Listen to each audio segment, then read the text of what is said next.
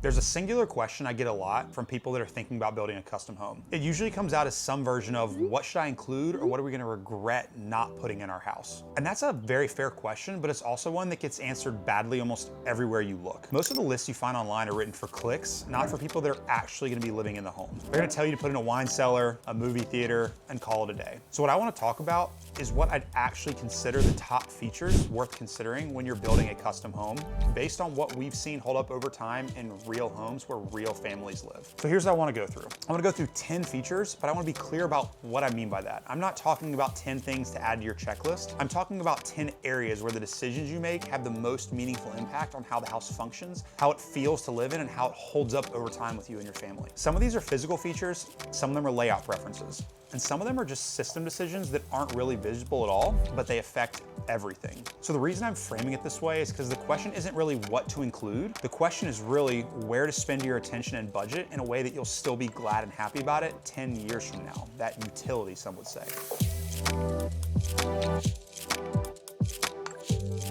So let me start with your kitchen, because in almost every custom home, this is where most of your time is spent and where most decisions matter and most memories are made. So the features that hold up here are not the ones that they show up in glossy magazines. It's the work zones. It's whether you have a place to put groceries when you come in from the car, or whether the dishwasher is positioned so that two people are in the kitchen and they're not gonna bump into each other. Or even if you need two dishwashers because you like to cook a lot at home and you create a lot of dishes, or if you're like me and you have kids and there's a lot of dishes. So it's whether the pantry's the kind you actually walk into and use, or the kind that just becomes a junk drawer because it's awkwardly placed. The features that I'd prioritize are a real pantry with thoughtful storage, what you put in there. So a layout that allows two cooks to work without colliding, a counter space adjacent to the cooktop and the sink, not just an island that looks good in photos. A great kitchen is a kitchen that works when life is busy. That is a different design conversation than the one most people start with. The second is the primary suite. And I would specifically point to the bathroom and closet here. This is where a lot of custom homes either age gracefully or they quietly become dated. So the features that hold up are good natural light,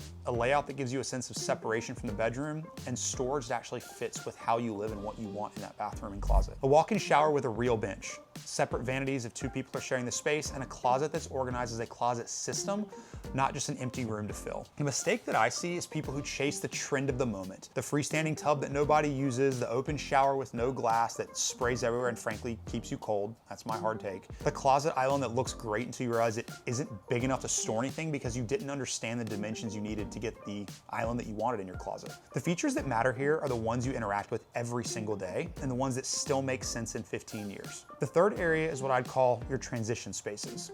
Most people don't think about this consciously, but it's one of those things that separates a custom home from feeling intentional versus one that just feels like a series of rooms to check some boxes. I'm talking about the entry from the garage. Where do you hang your coats and your bags and your shoes? You know, your mudroom. Do you have a desk to drop things? Do you not want a desk to drop things? You know, how does it connect to that family room? Is it something that has line of sight or doesn't have line of sight? If those spaces are not designed deliberately with how you personally live, then they can become cluttered parts of an otherwise beautiful house, and it can bother people in a way that they're gonna have a hard time describing or framing.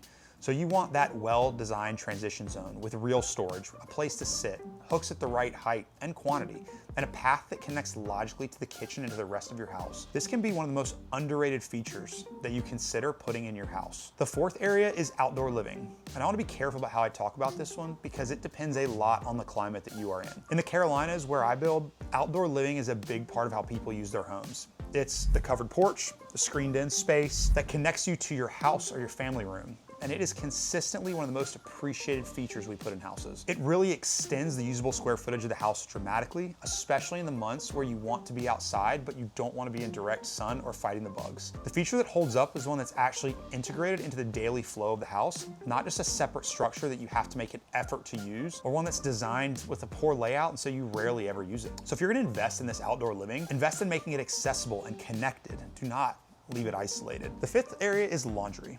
And people roll their eyes when I bring this up, but they should not. The laundry room is one of the highest use spaces in the house and one of the most consistently underdesigned. The features that matter are size, your proximity to where your laundry actually originates, and your storage. A laundry room located near the primary bedroom and the family bedrooms, rather than tucked behind the kitchen or in an entry mudroom that is on the opposite side of the house, can change how people actually use it. Or do you want two laundry rooms? Do you want one that's downstairs for as soon as you come in and one upstairs with all the rooms? Again, that is all up to you because you want to have intentional use. You want to have counter space for folding. You want to have a sink for hand washing things, a hanging rod for clothes that come out of the dryer that can easily transport to your room. You want to make sure you have enough cabinets for cleaning supplies and other supplies you store in your laundry room. None of this is glamorous, but it's the kind of thing where 10 years in, the people who got it right are still glad, and the people who got it wrong have been mildly annoyed every time they use the room. The sixth area is your home office, or whatever you want to call your dedicated workspace, because the way people use their homes has shifted permanently after COVID. A real office with a door, good lighting, a place for a printer and files, for things that actually come with working in that room is more important than it ever used to be. Even for people who aren't fully remote, the ability to take a call without finding a quiet corner of the house matters. And if both partners work from home, 2 offices is even worth considering, or a larger office and then a smaller little nook office. And if your office is gonna double as a guest or a craft room, design it in a way that feels from the beginning not as an afterthought. There is a way to do this intentionally. The home office is one of those features where the cost is modest and the long-term value is extremely high. The 7th area is storage. And this is one I'd emphasize heavily because it's almost impossible to overdo. In fact, I see more mistakes made by not including storage than over including storage. People consistently underestimate how much storage they actually need. And then they end up with garages full of bins and closets crammed past capacity. Real walk-in closets in every bedroom, a linen closet that holds your linens in close proximity to where you need to use them, a pantry that holds your groceries, storage in the laundry, the mudroom, the garage, and the attic if it's accessible. Cabinets and spaces where it'd be easy to skip them. The feature that holds up over time is that the house has a logical place for every category of item that comes into it. That is not a glamorous feature. It's not one they're gonna put in any magazine, but it's one of the things that can separate an intentionally designed custom home that lives well from one that doesn't. I highly recommend that you take time to detail what things you want stored in your house so that you can then find places for them in your homes when you are designing. An excellent architect will help you through this process. In my opinion, that sometimes is the biggest gap. The 8th area is what I'd call systems that you don't see. So what do I mean by this? I mean your HVAC, your insulation, your water heater, the electrical capacity of your home, the networking. None of this is really visible, but it all directly impacts how the house feels to live in and how it performs over time. So I encourage anyone building custom to spend real money on systems that affect comfort and reliability. A properly zoned HVAC system that keeps the house at consistent temperatures, insulation that actually does what it's supposed to, and adequate electrical capacity for the way people use it now, with a thought in the future of what you might add. This is significantly different than how houses were wired 20 years ago, which is why people have to rebuild the infrastructure. You also want to consider a robust networking infrastructure because people who don't think they're going to care about technology will eventually wish that they had it. Do you want things hardwired in? Do you want speakers? And if you don't want them now, do you think you're going to want them later? These are features where cutting corners show up later, not immediately because the cost of doing them up front and doing it right is a fraction of the cost of fixing it and adding it after. The 9th area is lighting. And this is the one I think most homeowners truly underestimate at the design stage. Lighting design is the difference between a house that feels good to be in and one that doesn't from the moment you walk in. And this is a feature that is very hard to fix well after the fact. I'm not just talking about your decorative lighting, I'm talking about a real lighting plan with layered light, with attention to natural lighting in different rooms, with thoughtful placement of fixtures. This makes every room feel better. It's not about the number of cans that you put in a room.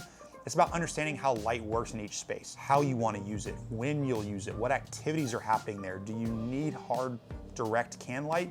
Can you go with a fixture? Should you consider doing lamps and other things in that room? Do you want natural light? So if you don't have a designer who's thinking about lighting carefully, I highly recommend you either hire someone who is, or you make sure the builder's designer can help you think through this intentionally. Because this is one of those features where the cost is pretty moderate, but the impact on your daily experience is significant. The 10th area, and I'm putting this one last on purpose, is your great room or your main living space. The reason I'm putting this last is because this is the feature everyone fixates on first. It is often one of the first things when you walk into a home, and I think it gets more attention than it deserves relative to the others. Yes, this main living space matters, but the features that make it work aren't typically the ones that people obsess about. It's the proportion of the room. It's how much natural light's coming in the room, and it's how it feels connected to the other spaces around it, your kitchen, your outdoor space, your guest room, your office. It's even the ceiling height and how it relates to the rest of the house. A great room that's beautifully detailed but feels disconnected really impacts the flow, and you end up not using it that often. So the feature that holds up are the ones that integrate the space into the way the family actually lives, not the one that make it look impressive just when guests walk in. If you're working through this list for your own project,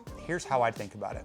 The point isn't to include all 10 of these at the highest possible spec. The point is to make deliberate decisions in each area of the home based on how you actually live, not on what looks good in pictures, not what someone else told you to do, or what someone tells you you're supposed to have. The features that age well in a house are the ones that match family's real life. The features that age poorly are ones that were chasing a moment, a trend, or someone else's idea of what a custom home should be. I see the most mistakes get made when people are trying to chase moments and trends. I highly, highly recommend you to be very careful here and do not do this, because the fundamentals, they just don't change. Spend on things that you are gonna use every day, not the things you're gonna use twice a year and you saw looked good on Instagram. For me, I wanted this really decorative lighting in my powder room.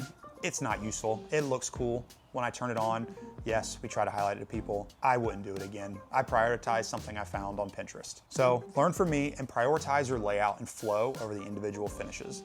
Invest in these systems that we talked about that you can't see because they're gonna shape how the house actually feels living in it. Don't make the mistake I did and not invest them and regret it later. So let your design respond to real life, not to a checklist that somebody else wrote. Take time, intentional time, to write down what's important to you and then have your house mapped to that. Because the custom homes that hold up over time are the ones that are built around honest answers to honest questions about how family actually lives. And that actually will help resale because other people will understand what you have done, and there are a lot of people that can probably live pretty similar to you. If this was helpful, I'd appreciate a like and subscribe. If you've got a specific feature you're trying to decide about in your own project, drop it in the comments and I'll do my best to get to it.